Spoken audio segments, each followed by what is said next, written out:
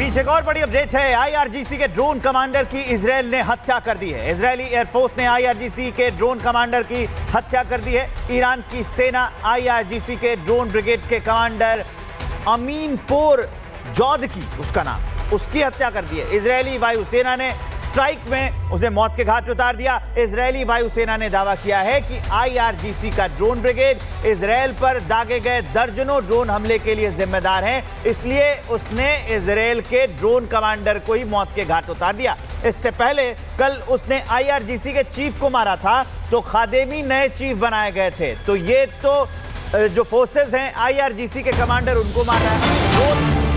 और इसी बीच एक और बड़ी खबर, ईरान के इस्फहान में लगातार 10 धमाके की जानकारी मिल रही है। इस्फहान ने बमबारी कर रहा है इजराइल। तो इस्फहान जहां पर इजराइल लगातार बमबारी कर रहा है, ये बड़ी खबर। ईरान के इस्फहान में लगातार 10 धमाके हुए हैं। उन धमाकों की आवाज भी आपको सुनवा रहे हैं। कैसे देखिए, एक के बाद एक ताबड़तोड़, एक नहीं दो नहीं बल्कि 10 धमाके होते हैं ईरान के इस्फहान में। और इस्फहान में बमबारी कर रहा है इजराइल। आप देखिए, इजराइल ईरान के बीच जंग अब और भीषण हो गई है। इधर इजराइल ने हमले का नया दौर शुरू करने की घोषणा की, तो ईरान इजराइल के कई शहरों में एक के बाद एक मिसाइल हमले कर रहा है। कैसे, एक रिपोर्ट दिखाते हैं।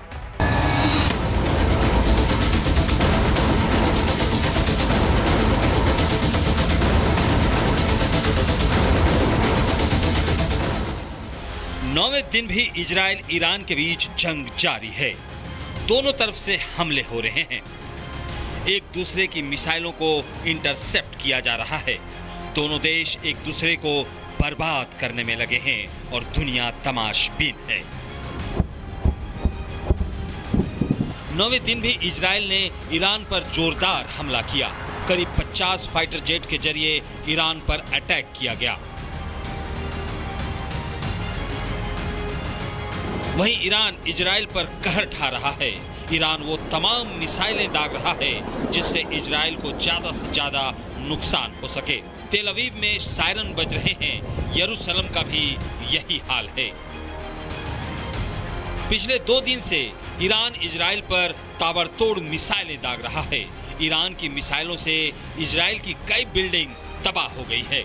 ईरान के निशाने पर हाइफा शहर रहा। हाइफा में ईरानी मिसाइलों ने हाहाकार मचा दिया। बिल्डिंग तहस नहस हो गई, गाड़ियों में आग लग गई और लोग जान बचाने के लिए भागते हुए नजर आए। ईरान ने इजराइल के बेशर्बा शहर को निशाना बनाया है। मिसाइल हमले से शहर की कई बिल्डिंग जमींदोज हो गई है। ईरानी हमले के बाद पीएम नेतन्याहू ने इलाके का दौरा किया और ईरान को चेतावनी दी। इजराइल ने भी ईरान को काफी नुकसान पहुंचाया है। वैसे भी इजराइल के निशाने पर ईरान का परमाणु कार्यक्रम रहा है और अब तक इजराइल भी 3 से ज्यादा परमाणु रिएक्टर पर हमला कर चुका है, जिसकी वजह से ईरान में बार बार भूकंप आना शुरू हो गए हैं। ईरान में बीती रात 5.2 तीव्रता वाला भूकंप आया।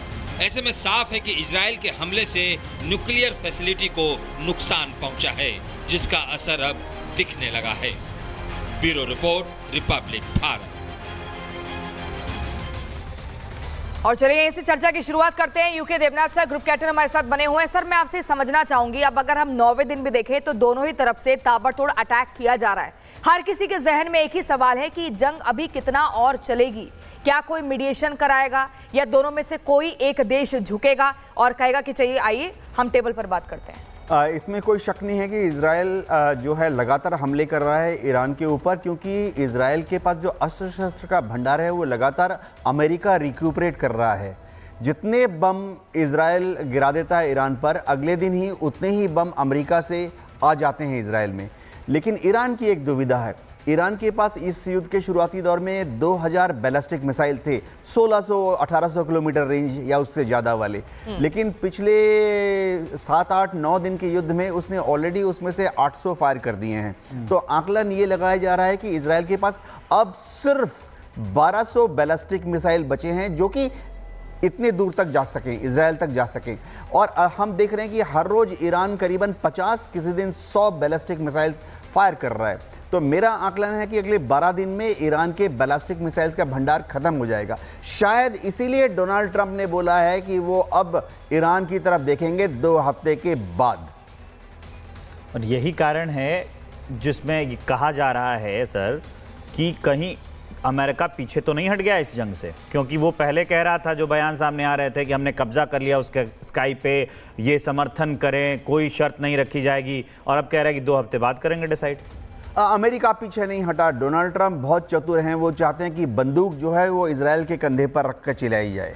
अमेरिका चाहता है कि वो इजराइल को बंदूक देता रहेगा, गोला बारूद मिसाइल अस्त्र शस्त्र देता रहेगा। युद्ध कौन करेगा, खून किसका बहेगा, इजरायलियों का।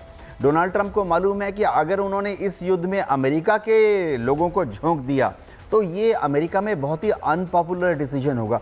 एक आइडिया दे देता हूँ, वहाँ चाहे डेमोक्रेटिक गवर्नमेंट हो, डेमोक्रेट्स की पावर हो या रिपब्लिकन्स हो, उभय पक्ष में जो वोटर बेस है वो नहीं चाहता कि अमेरिका किसी दूसरे का युद्ध लड़े और उनके अपने बच्चे, उनके पति, उनके हस्बैंड, उनके भाई बॉडी बैग्स में वापस आ जाएं।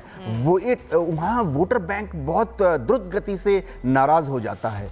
सर आप मुझे ये बताइए कि फोर्दो की अगर हम बात करें, क्या ईरान की सबसे बड़ी ताकत वही न्यूक्लियर साइट है? मैं आपके पास आऊंगी, एक बड़ी खबर आ रही है। पुतिन से मिलने मॉस्को जाएंगे ईरान के विदेश मंत्री।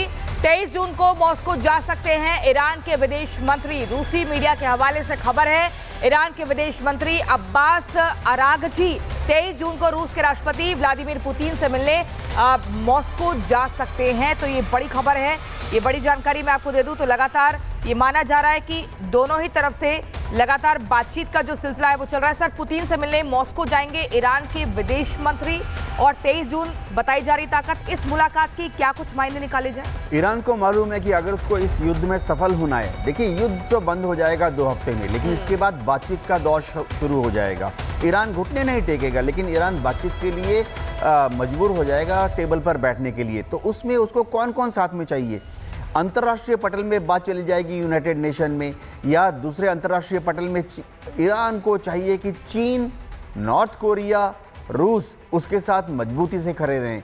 ईरान ये भी चाहता है कि दुनिया के कुछ उसके दूसरे जो मित्र देश हैं वो या तो ईरान के साथ खड़े रहें या न्यूट्रल रहें। जैसे कि दुनिया में 56 या 57 मुस्लिम देश हैं, OIC के देश हैं, अरब लीग के देश हैं। तो ईरान बहुत द्रुत गति से डिप्लोमेटिक एक्शन ले रहा है, अपने डेलीगेशंस को पूरी दुनिया में भेज रहा है, ताकि जब बातचीत आगे बढ़े तो दुनिया के देश या तो ईरान के साथ खड़े रहें या कम से कम न्यूट्रल रहें। क्योंकि ईरान को मालूम है कि उसको बार बार एक ही चीज़ दोहराना है कि उसके पास एटम बॉम्ब नहीं है, एटम बॉम्ब नहीं है। अब इससे फ़र्क किसको पड़ेगा? इससे फ़र्क पड़ेगा IAEA का जो असेसमेंट है। इंटरनेशनल एटॉमिक एनर्जी एजेंसी जब अपनी रिपोर्ट देगी भविष्य में, तो उसके जो मेंबर कंट्रीज़ हैं, 1-2 मेंबर कंट्रीज़ को बोलना पड़ेगा हाँ ईरान के पास बॉम्ब नहीं है, नहीं बना रहा है।